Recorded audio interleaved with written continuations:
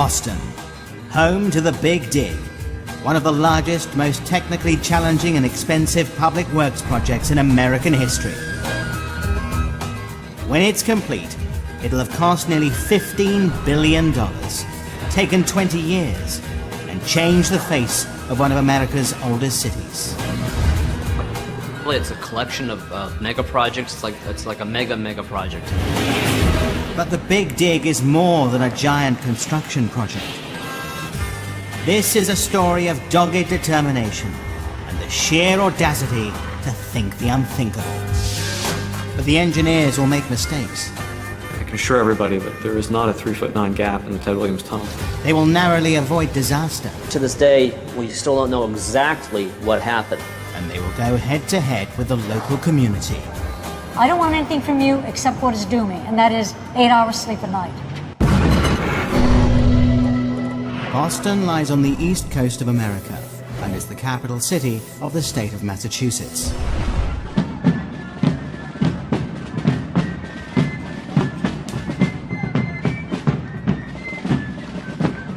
Boston is one of America's oldest cities, built long before the age of the car. In 1692, it was the wealthiest town in the American colonies. In 1776, the city was liberated from the British, and by 1875, 340,000 people lived in this thriving metropolis. But by the early 20th century, motorized traffic is crowding the city's narrow streets.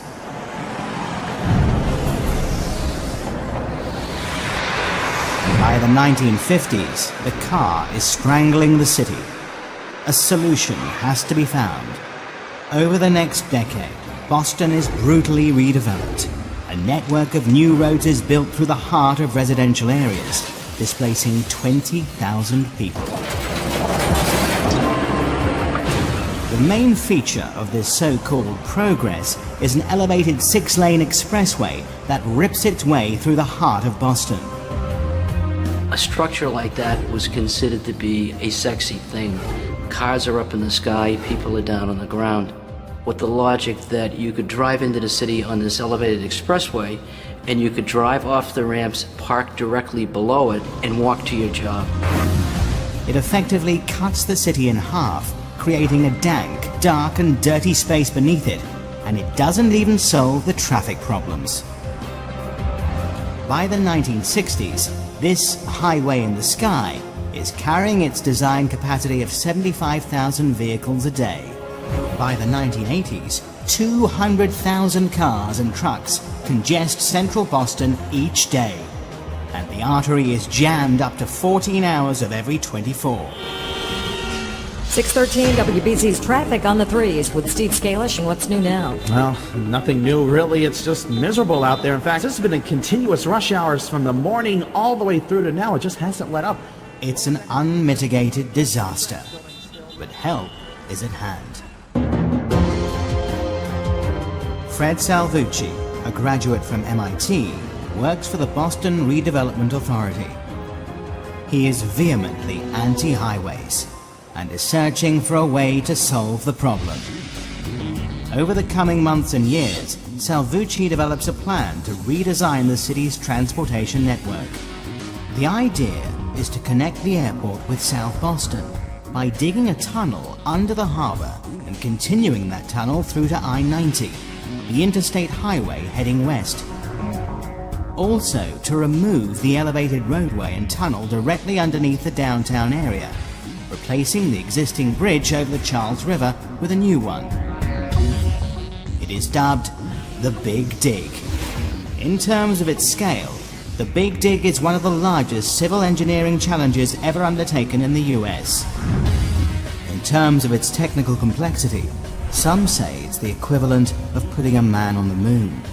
In terms of its budget, it is estimated to cost a colossal $2.6 billion.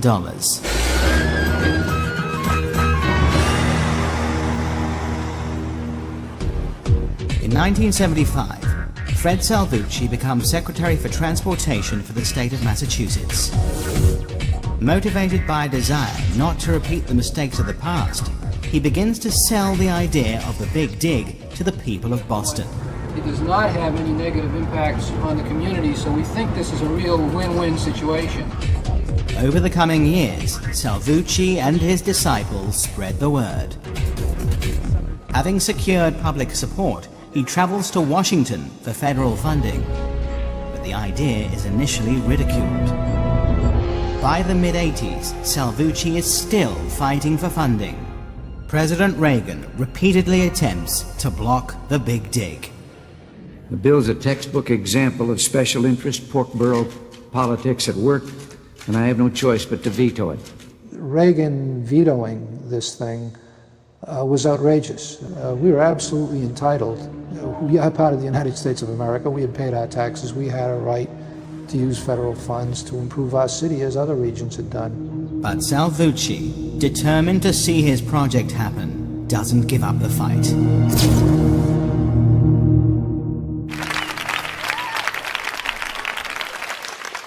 In April 1987, funding is finally won in Congress by a single vote.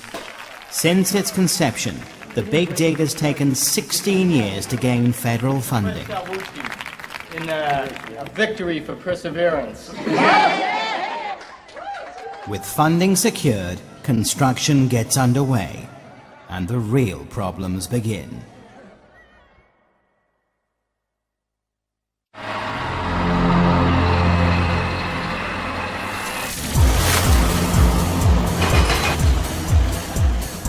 With federal funding secured, the Boston Big Dig, one of the most technically challenging and expensive megastructures in American history, gets underway. This awesome challenge can be separated into 4 elements. Number 1, build a tunnel under the harbor connecting the airport to the city. Number 2, continue the tunnel under South Boston and the Fort Point Channel, connecting it with the Interstate Highway I-90. Number 3, tunnel directly through the downtown area to create an 8-lane, state-of-the-art underground highway.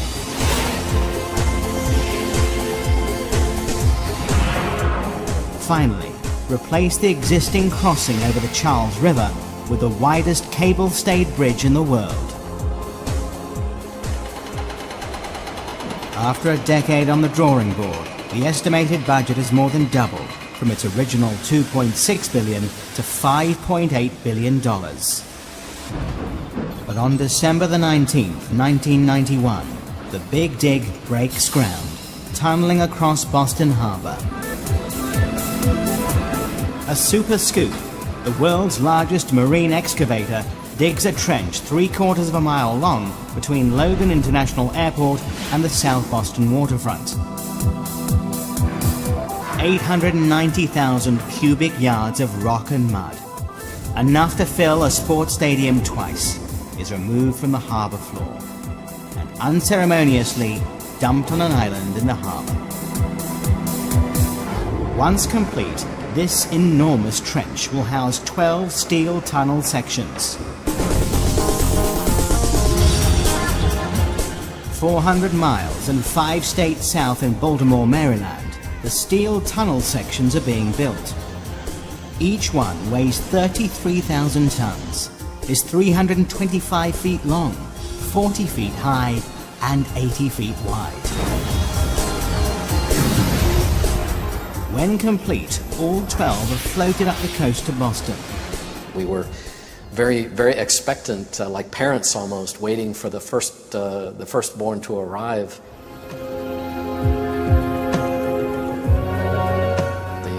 Marine fleet actually welcomed it with fireboats pumping water around it, and it was just thrilling to see the product of so much engineering and fabrication work being brought into the harbor like a grand entrance.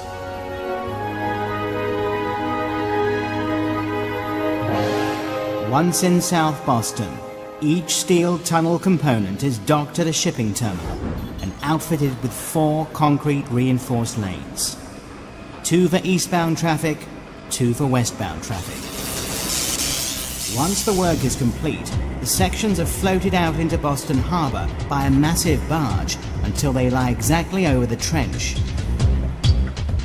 Concrete is poured into each section, so that it gently sinks into the trench, where it is connected to the rest of the tunnel. It's a nail-biting maneuver, with less than 1 inch of room for error.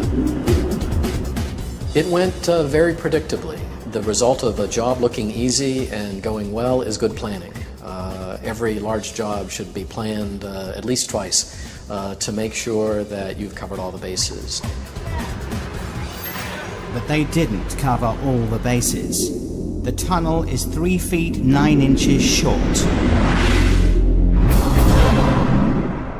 And I remember the day that this occurred, and the engineering manager at the time came into the project director's office, to Peter Zook's office, because he needed to tell him that we had this discrepancy of 3 feet 9. And I remember Peter Zook at the time telling the engineering manager in a very nonplussed way, he said, "Tony, there's an old adage, measure twice, cut once." It's a glaring error, and not a great start to the project, but the engineers take it in their stride. The solution is to extend the land-based tunnel on the South Boston side to meet the shortfall. So the obvious answer was just extend the cut-and-cover tunnel from the land to meet the immersed tube tunnel. I can assure everybody that there is not a 3 foot 9 gap in the Ted Williams tunnel. On December the 15th, 1995, the tunnel is finished, named after Boston's baseball hero, Ted the Kid Williams. This element of the Big Dig is complete. Now the Ted Williams Tunnel must be connected to the existing interstate highway I-90. But instead of building a 6-lane eyesore across South Boston, the team, learning from the mistakes of the past, go for the more costly option of tunneling their way through. Fred Salvucci, the father of the Big Dig, is vehemently anti-highway, and he is adamant that the project will disrupt the city as little as possible.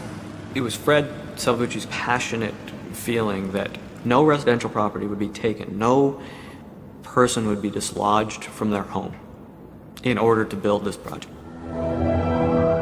But to go underground presents a major headache for the engineers.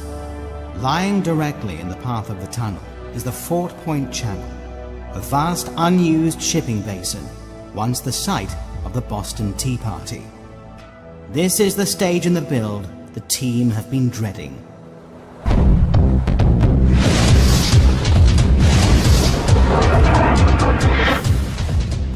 The problem is that the space available for construction is extremely tight. On one side is the factory of a major company, and on the other, the US Postal Service. Neither can be disturbed. In the only space available, the team decide to dig a huge construction pit known as a casting basin. It'll be 1,100 feet long, 300 feet wide, and 60 feet deep. So large, you could dock 3 Titanics in it. Well, right now we're in the center of the old casting basin site, a restored surface now on the edge of Fort Point Channel. There was no place in the city of Boston more active than Fort Point Channel during peak construction from 97 to 2001. It was a beehive of activity. You saw more crane booms in the air. In fact, sometimes you could try to look across the channel and you couldn't even see the other side.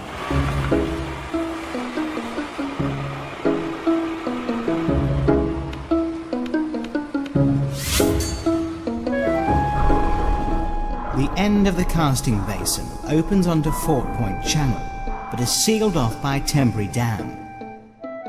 Inside the casting basin, they will construct 6 concrete tunnel sections to cross the channel.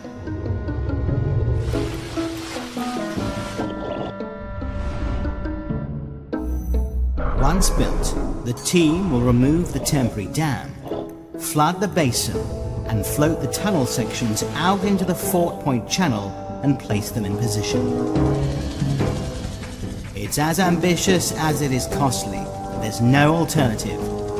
This is the linchpin to the entire project. A problem here will delay connecting the tunnel to Interstate 90 and have a massive impact on the schedule and the budget. To up the stakes once more, the team confront the next major problem. Boston has America's oldest subway system. Running across Fort Point Channel is the Red Line.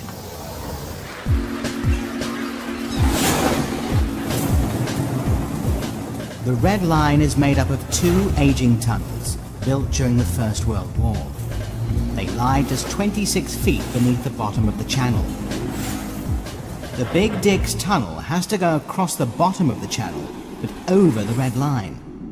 The team must devise a way of laying 6 concrete tunnel boxes just 4 feet above the subway without crushing it. One section alone weighs more than 50,000 tons.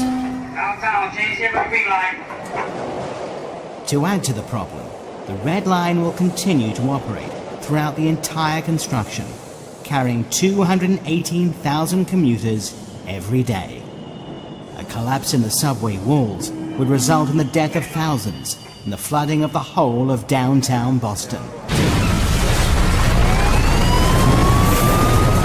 And just at that time is when Chicago experienced probably one of the greater municipal disasters in this country's history. A construction team driving piles beneath the Chicago River accidentally pierce a network of freight tunnels that run 40 feet beneath the streets of Chicago. 200 million gallons of river water pours into the tunnel system before reaching equilibrium. Basements are flooded, knocking out electric and natural gas services, and the subway is disrupted for a month. It cost the city $50 million in compensation alone. The Big Dig team are about to attempt a similar operation, but this time, if things go badly wrong, it won't be a river that comes flooding in, but the Atlantic Ocean.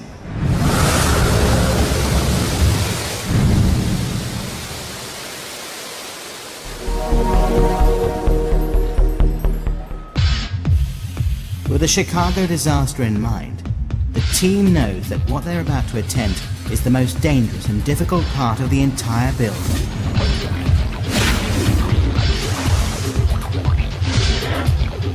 They plan the Fort Point Channel tunnel crossing in minute detail and with the utmost care. One of our difficult factors below the channel is that there is an existing Red Line subway system which was built in 1914. We had to excavate out in the bottom of the channel to within only 4 foot of the existing Red Line subway tunnels. The team then build 110 concrete foundations surrounding the Red Line. Each one is sunk 145 feet into solid bedrock.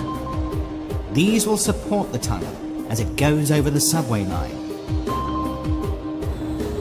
Each section is floated into the channel and lowered into place on top of the concrete supports bridging over the subway. Either end, temporary walls are built on top of the tunnel. That allowed us to pump the water down on either side of the immersed tubes to allow us to build the remaining tunnel sections on each end. By June 2001, the last of the 6 tunnel sections is floated into the Fort Point Channel. With so little room to maneuver, positioning each section has to be carefully choreographed. And it was almost similar to like those the childhood toys when you had to slide out little numbers around and get them in order when you ended up all mixed up. The tunnel sections are delicately lowered into position. Victory is in sight. Then, in the early hours of the morning on Saturday the 22nd of September 2001, disaster strikes. The tunnel section that meets land on the far side of Fort Point Channel springs a massive leak. A waterproof seal at the bottom of the tunnel has burst.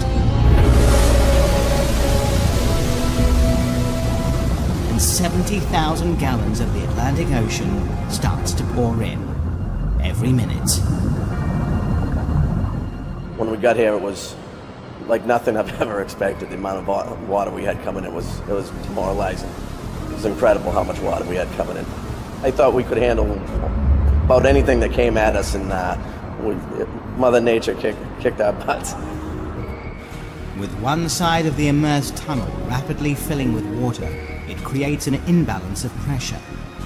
If left unchecked, it has the potential to dislodge the tunnel sections from their foundations. If one section, weighing as much as a battleship, falls on the red line, it would spell disaster for the project and the city of Boston. If the tunnel had dislodged, we would flood downtown. Tunnels would come off their caissons. It could go down on the red line and flood the red line. Those would be the two major catastrophes.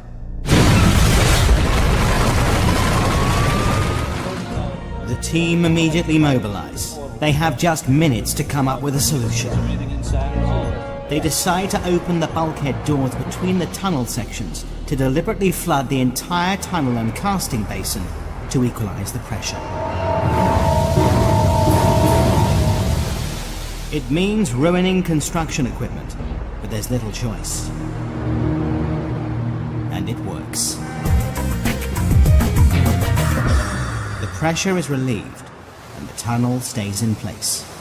That day in September when we flooded the casting basin and had to let the water come all the way across, that was probably the lowest the project had ever been. We were just so close, and it got pulled away from us at the last minute. To look up and see the look on all the people's faces who put 6, 7, 8 years of their life, 24 hours a day, 7 days a week, and just see it washed away, it was very demoralizing.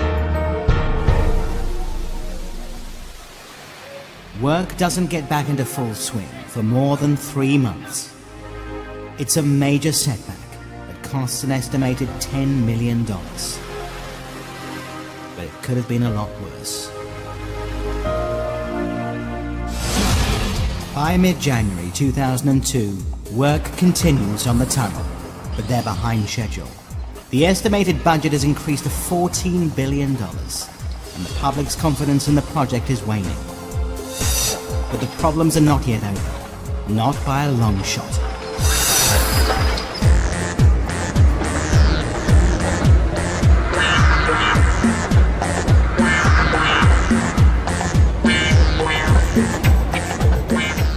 Once over the red line and across Fort Point Channel, the engineers must confront the next major problem.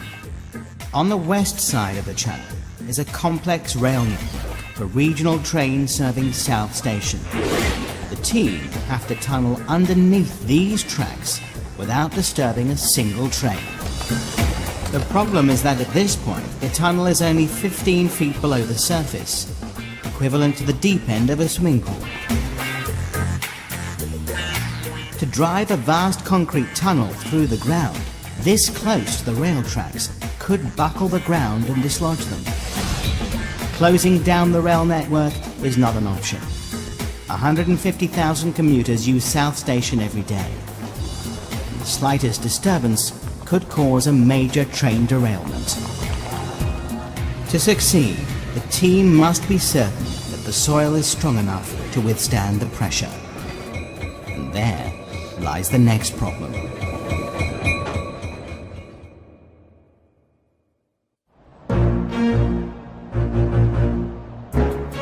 Five years into construction, the Big Dig, one of the largest and most technically challenging and expensive civil engineering projects in the US, is tunneling its way under the city of Boston. Since 1630, Boston has been expanding into the harbor. Today, 70% of the city is built on landfill, a loose mixture of soil, brick, wood, concrete and sand. Below this is another weak layer of blue clay. The team knows that if they tunnel through this landfill so close to the surface, it could collapse around them. They must devise a way of strengthening it. And they come up with an ingenious solution: freezing the soil.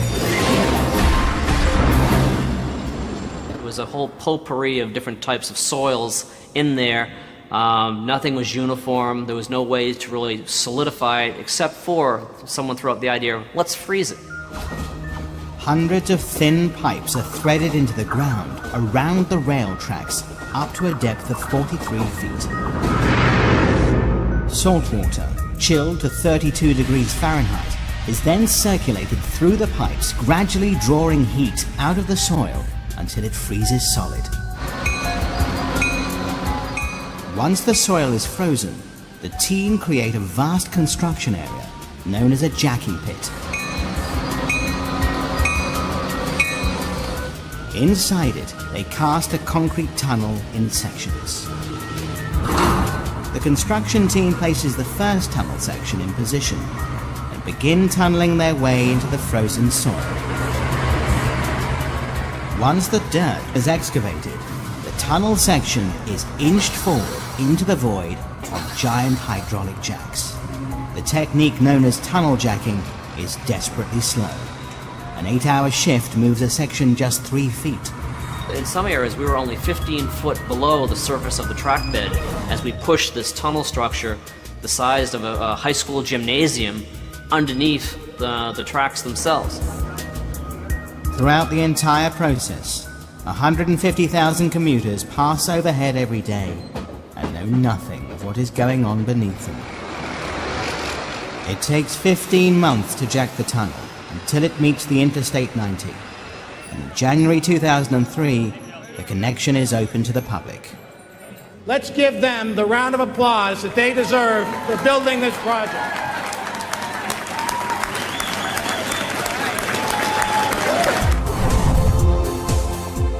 The tunnel now stretches seamlessly from Logan Airport, under the harbor, through South Boston, under Fort Point Channel, over the Red Line subway, and under the South Station rail tracks to emerge above ground and join I-90, the interstate highway, that continues 3,089 miles to Seattle on the west coast of America.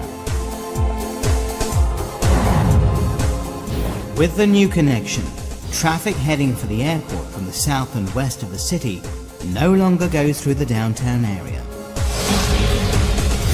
For the first time, tangible benefits of the Big Dig are recognized by the public.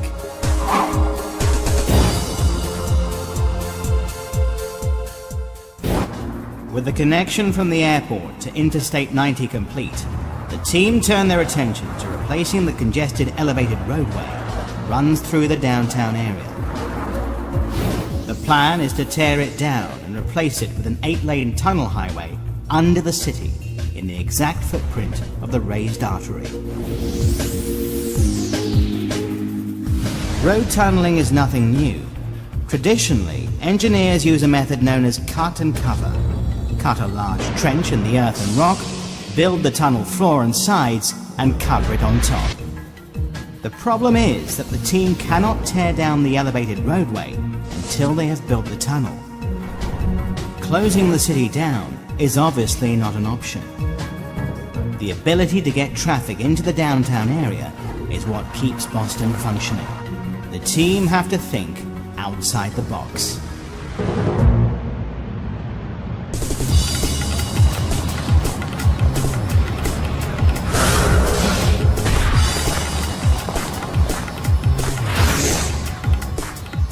And there are 2 additional problems.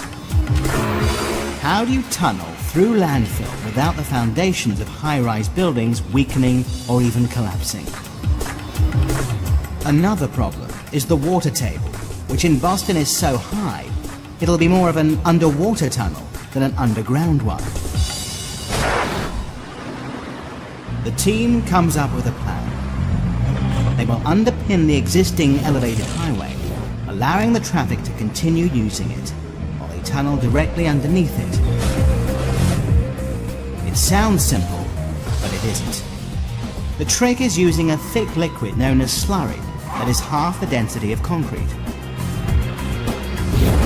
Slurry is a mix of volcanic clay and water and is used to stabilize the soil where it's weak or the water table is high.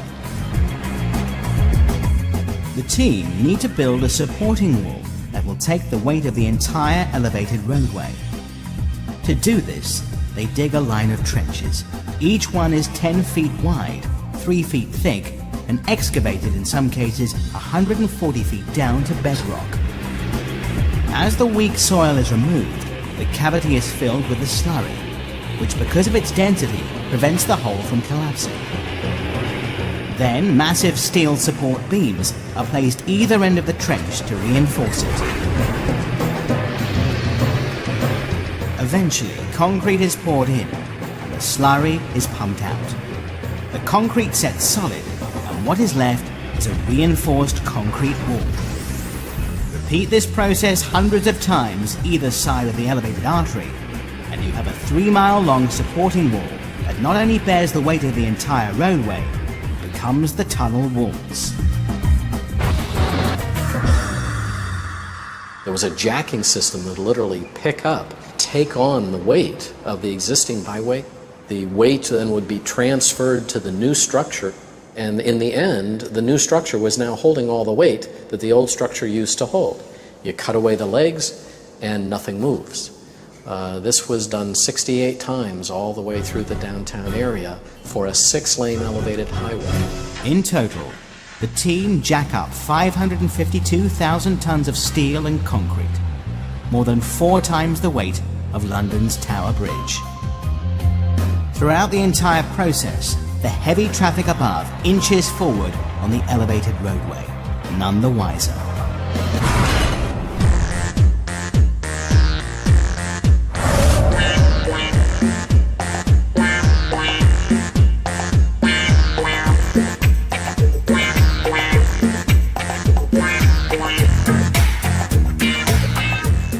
By now, the Big Dig is in full swing, tunneling its way through the city directly under the elevated roadway.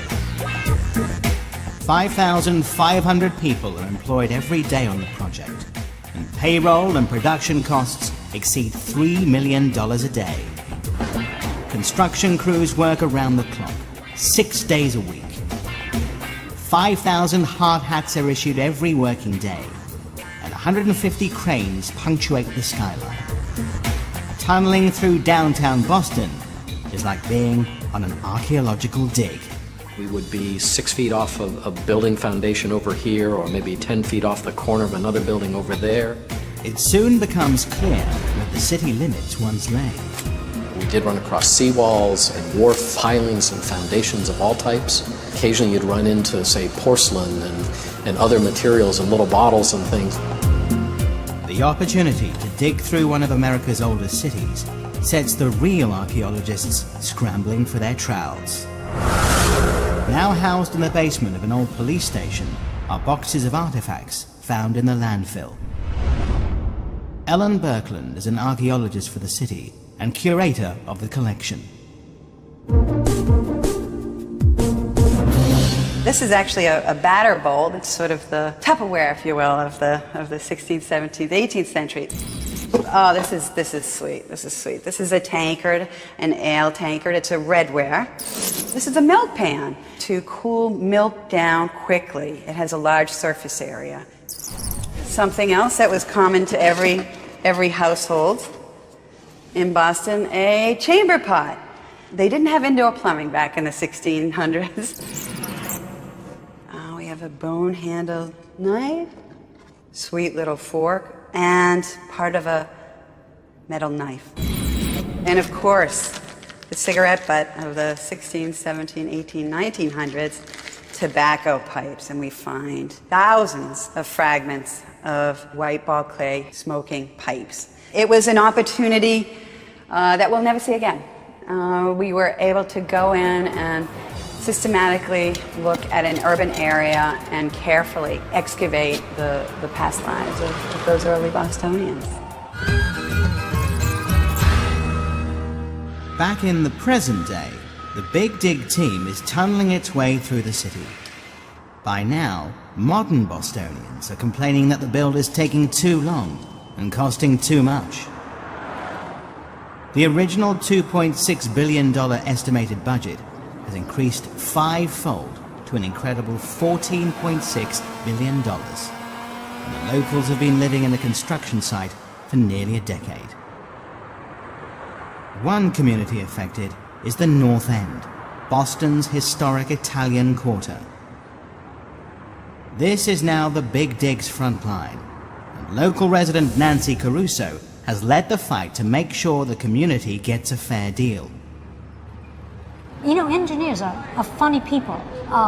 You either mesh with them and they understand you and you can talk, or they're in their own world and they're going to do it their way, even though they'll say to your face, "Oh yes, I understand." The residents first met the construction team back in 1993. We had only one question that we want to resolve: no 24-hour construction, period. Our demand was simple, and it was really very reasonable, we thought. We want 8 hours sleep. No noise between 11 o'clock at night and 7 in the morning. They didn't listen to us. It took us 3 years before we got their attention and they got religion. Realizing that they have to work with the community, the team bends over backwards to accommodate their wishes. But it's a hard pill to swallow. Yeah, I can't deny this frustration, sure. I mean, in your weaker moment, you say, gee, if they just closed the city for a few years, you know, I'd get this in the ground and be done with it. This process, known as mitigation, has cost almost a third of the entire budget. We changed designs repeatedly in order to accommodate their needs. Now, did that have an effect on the cost of the project? Absolutely. The dollar cost to the agency goes up, but the total cost to society goes down because you're cleaning up after yourself. You're not dumping these problems on others.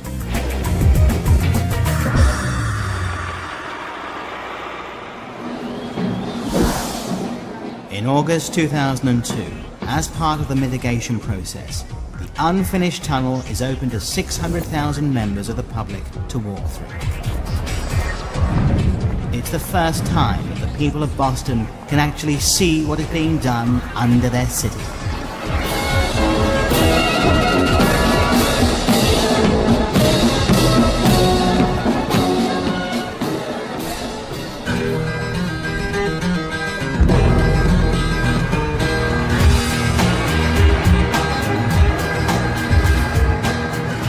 By 2004, the Big Dig, one of America's largest and most technically challenging public works projects, is nearing completion.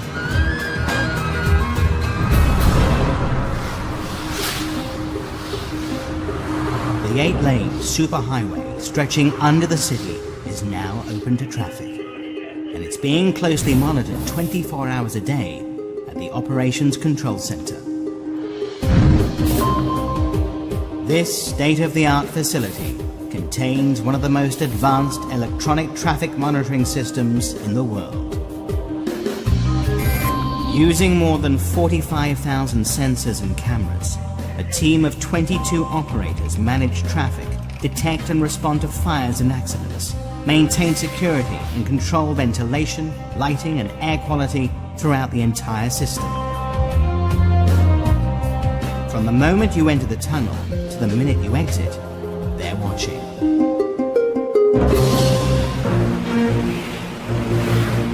In the spring of 2004, the old 6-lane double-deck bridge crossing the Charles River is demolished.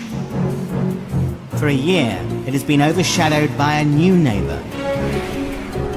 The Leonard P. Zakim Bridge is now the crowning piece of the project and the gateway to Boston. The bridge's Y-shaped towers reach 270 feet high. The 116 cable stays holding up the 100,000-ton roadway suggest a ship in full sail to evoke Boston's connection with the sea. With 10 lanes of traffic, it is the widest cable-stayed bridge in the world. And the public love it.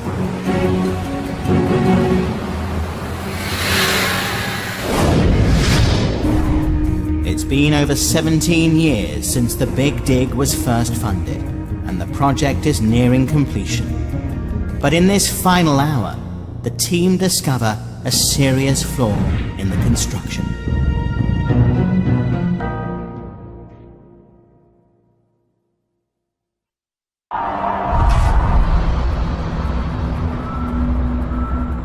By the summer of 2004, construction of the Big Dig tunnel is nearing completion. It has been over 17 years since the project's funding was first approved, and the team are nearly home and dry. But then, at 11:45 a.m. on September the 15th, 250 gallons of water a minute comes bursting through the wall of the northbound tunnel, 70 feet below ground, in downtown Boston. I was actually in a meeting with the engineering managers, and we looked at each other and said, water coming into the I-93 tunnel. We all know as engineers that the structure of the tunnel is very, very robust.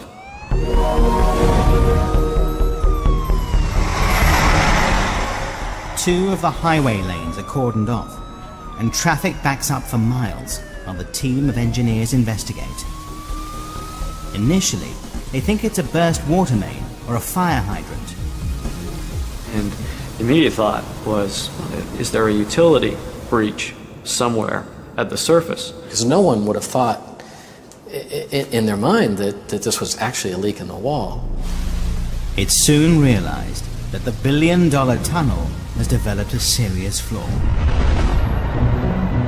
That evening, the team closed the tunnel and removed the tiled panel from the offending wall. It's discovered that the huge pressure of groundwater has forced an 8-inch hole in the slurry wall, and it's flowing in fast. And at the equivalent of 7 stories below street level, the groundwater pressure is immense. By 9 o'clock that evening, a temporary patch has been forced into the hole, and the flow diverted. I can tell you personally, I'm outraged. I'm absolutely outraged. With the press and politicians baying for blood, public confidence in the Big Dig plummets, especially when it's discovered that the defect is a construction flaw in the slurry wall. Now, what we had in the breach panel of September 15th is when that slurry wall was actually constructed, some of the slurry mixture was trapped in the concrete mixture. There was a weakened section of concrete. The water pressure was able to, over time, work its way through this slurry and forced out a hole in the concrete wall of about 8 inches in diameter. But if there is an imperfection in one slurry wall, how many other flaws might there be? Work is now ongoing to make sure there are no other hidden surprises. Just the disappointment of having a flaw manifest itself in such a disruptive way. It's an imperfect world. You strive for perfection. You want everything to be right all the time, and disappointment is really the key. By mid-2005, the team is still trying to swing public opinion, but it's an uphill struggle. To make matters worse, the state of Massachusetts alleged poor construction management in some parts of the Big Dig. And federal prosecutors investigate allegations that the largest supplier of concrete to the project delivered substandard goods. The allegations are strongly denied.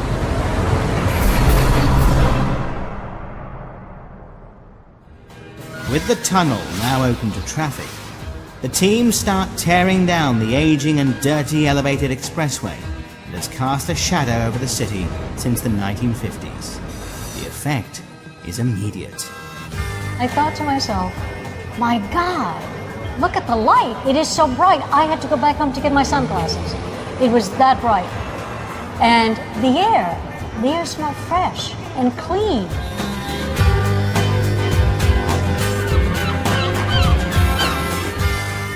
In place of the elevated roadway will be 27 acres of tree-lined public parks, plazas, and open spaces.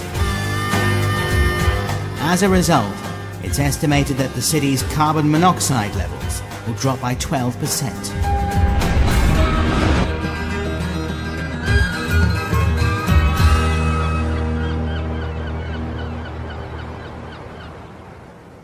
Even the dirt from the Big Dig is being put to a good cause.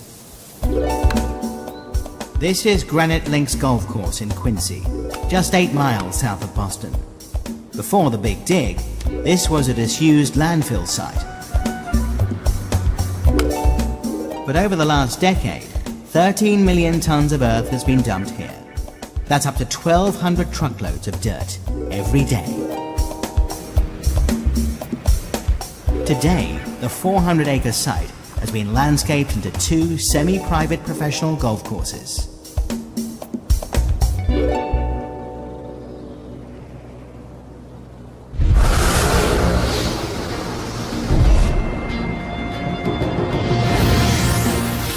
It could never be argued that the Big Dig has been a cheap, quick fix to Boston's transportation problem. At an estimated final cost of $14.6 billion, the project will end up being more expensive to build than the Panama Canal and Hoover Dam combined. There are so many indicators out there by those who are truly in the city and use the infrastructure that this is a world of difference, and it absolutely was worth it. It's been a tremendous team effort. That's probably the key. 20 years seems like a long time, but you look at what has gotten built, and it's been a terrific opportunity. But the Big Dig is unique. It has advanced our understanding of engineering and set a benchmark for how major urban construction projects of the future will be done. The last 13 years of tunneling through downtown Boston has transformed the city without a single home being destroyed.